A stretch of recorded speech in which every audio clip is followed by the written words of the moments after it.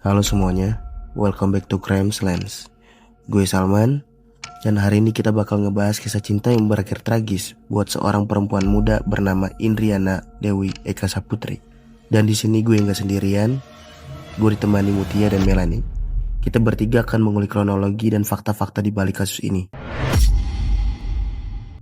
Kasus ini tuh bisa dibilang gila banget.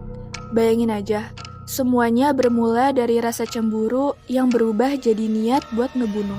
Dan yang makin bikin gila, salah satu pelakunya itu bukan orang sembarangan. Dia adalah calon anggota legislatif. Inilah kisah cinta, kekuasaan, dan pembunuhan. Jadi, kasus ini berawal dari Minggu pagi, tanggal 25 Februari 2024. Ada seorang warga lagi sepedahan di daerah Banjar, Jawa Barat. Kita sebut aja namanya Imam. Pas dia lewat dekat Tugu Gajah, dia nyium bau busuk dari arah jurang. Dia penasaran, lalu dia samperin. Pas dicek, ternyata dia menemukan mayat perempuan dibungkus spray. Setelah itu, Imam langsung panik, lapor ke warga sekitar, dan akhirnya diteruskan ke polisi. Begitu polisi datang, jasad dievakuasi dan diidentifikasi. Dari hasil penyelidikan, korban ternyata bernama Indriana Dewi yang berumur 24 tahun, warga Cipinang, asal Jakarta Timur. Tubuhnya sudah mulai membusuk dan hasil autopsi menyatakan dia sudah meninggal lebih dari 3 hari. Barang bukti yang ditemukan cuma spray, baju hitam, dan celana putih bergaris. Tapi polisi pakai metode scientific crime investigation buat ngelacak identitas dan sidik jari. Dan hasilnya langsung ditemukan siapa pelakunya. Nah, dari penemuan dan hasil investigasi tersebut, diketahui bahwa Indriana itu punya pacar. Namanya itu Didot Alfiansyah. Tapi, ternyata Didot juga memiliki hubungan sama perempuan lain. Namanya Devara Putri Prananda, seorang caleg Partai Garuda. Jadi, udah 7 bulan, Didot ini main dua arah tanpa ketahuan. Masalah itu bermulai waktu Devara tahu kalau Didot masih sering ketemu Indriana.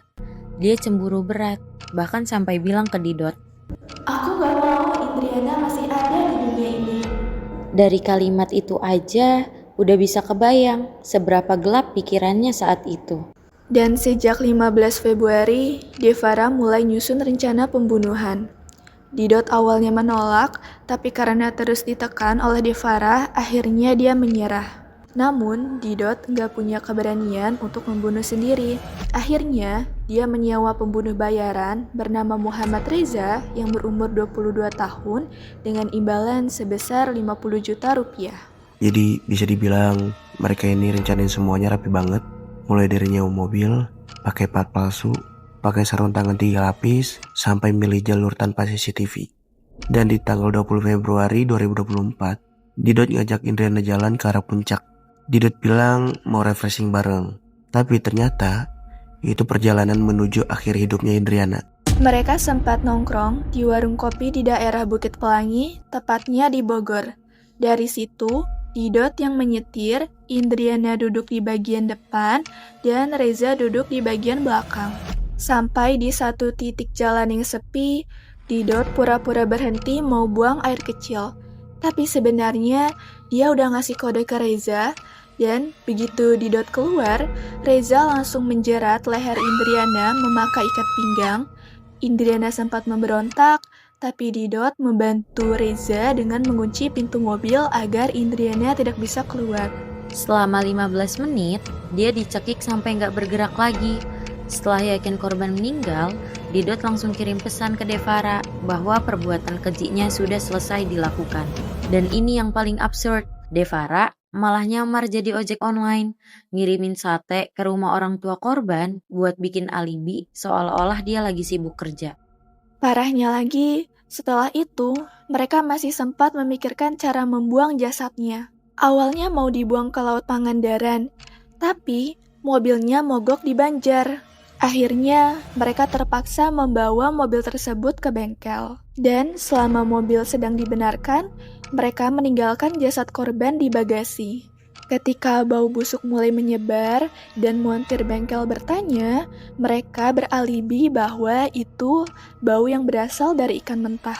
Pas di tengah malam, Reza bawa mayat Indriana ke dekat bengkel yang jaraknya cuma 100 meter dari situ.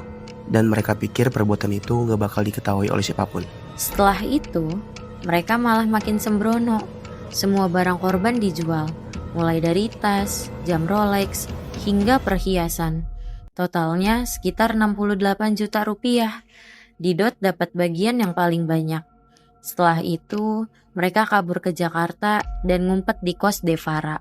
Untungnya polisi sudah mengetahui gerak-geriknya.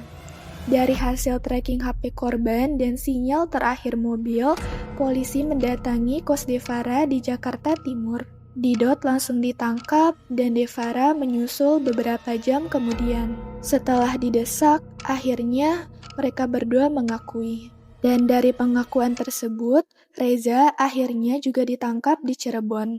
Setelah semua pelaku udah ditangkap, kemudian mereka pun dibawa ke pengadilan.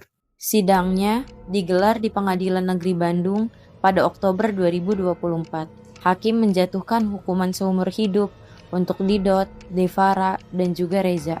Hakim bilang, Mereka terbukti secara sah dan meyakinkan melakukan pembunuhan berencana. Ngeri banget ya, cuman gara-gara cinta segitiga, ada yang kehilangan moral, kehilangan akal sehat, dan parahnya lagi, sampai kehilangan nyawa. dan semua itu cuma buat ego, buat rasa memiliki yang gak masuk akal. Itu dia, kisah nyata yang dingin, tapi benar-benar terjadi. Bisa kita lihat bahwa di balik kata cinta, bisa tersembunyi niat jahat yang bahkan lebih tajam dari pisau. Terima kasih untuk kalian yang sudah mendengarkan kita. Sampai jumpa di episode berikutnya dari Crimes Lens. Tetaplah waspada.